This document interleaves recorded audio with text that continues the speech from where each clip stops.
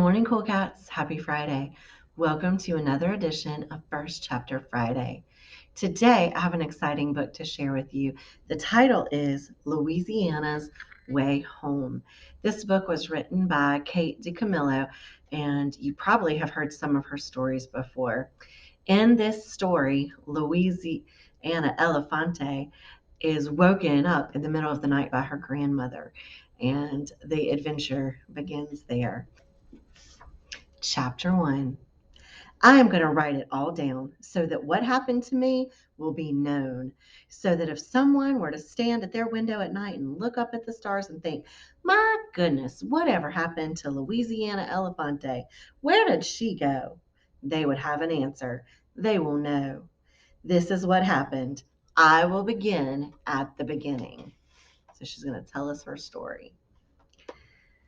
The beginning is that my great grandfather was a magician. Long, long ago, he set into motion a most terrible curse. But right now, you don't need to know the details of that terrible curse. You only need to know that it exists and that this is the curse that has been passed down from generation to generation. It is, as I said, a terrible curse. And now it has landed upon my head. Keep that in mind. We left in the middle of the night. Granny woke me up. She said, the day of reckoning has arrived. The hour is close at hand. We must leave immediately. It was 3 a.m. We went out to the car, and the night was very dark, but the stars were shining brightly. Oh, there were so many stars. And I noticed that some of the stars had arranged themselves in a shape that looked very much like someone with a long nose telling a lie, the Pinocchio constellation. I pointed out the starry Pinocchio to Granny, but she was not interested at all. Hurry, hurry, said Granny. There's no time for stargazing. We have a date with destiny. So I got in the car and we drove away. I did not think to look behind me. How could I have known that I was leaving for good? I thought that I was caught up in some middle of the night idea of Granny's and that when the sun came up, she would think better of the whole thing. This had happened before. Granny has many middle of the night ideas. I fell asleep and woke up. We were still driving. The sun was coming up, and I saw a sign that said Georgia, 20 miles. Georgia? We were about to change states, and Granny was still driving as fast as she could, leaning close to the windshield because her eyesight is not so good.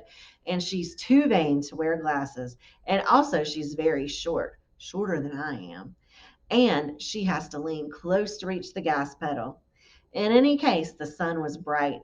It was lighting up the splotches and stains on the windshield and making them look like giant glow in the dark stars that someone had pasted there as a surprise for me.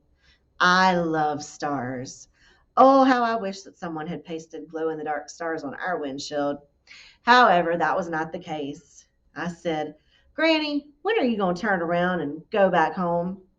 Granny said, we are never going to turn around, my darling.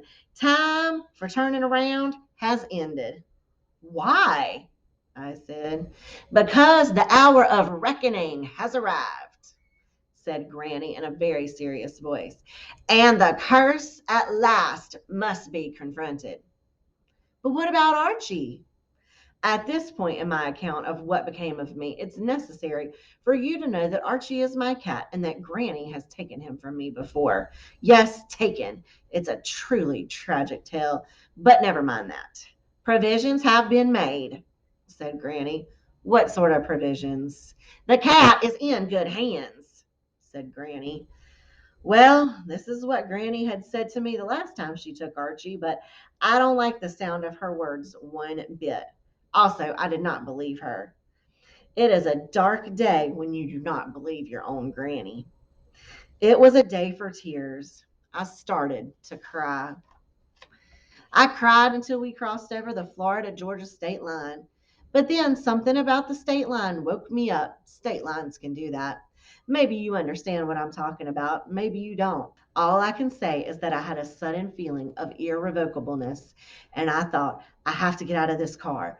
I have to go back home. So I said, Granny, stop the car. And Granny said, I will do no such thing. Granny has never listened to other people's instructions. She's never heeded anyone's commands. She's the type of person who tells other people what to do, not vice versa.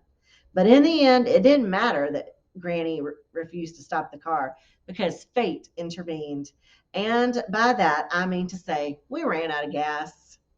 If you've not left your home in the middle of the night without even giving it a backward glance, if you've not left your cat and your friend and also your one eyed dog named Buddy without getting to tell any of them goodbye, if you have not stood on the side of the road in Georgia, somewhere just past the irrevocable state line, and waited for someone to come along and give you a ride, well, then you cannot understand the desperation that was in my heart that day, which is exactly why I'm writing all of this down, so that you will understand the desperation, the utter devastation in my heart.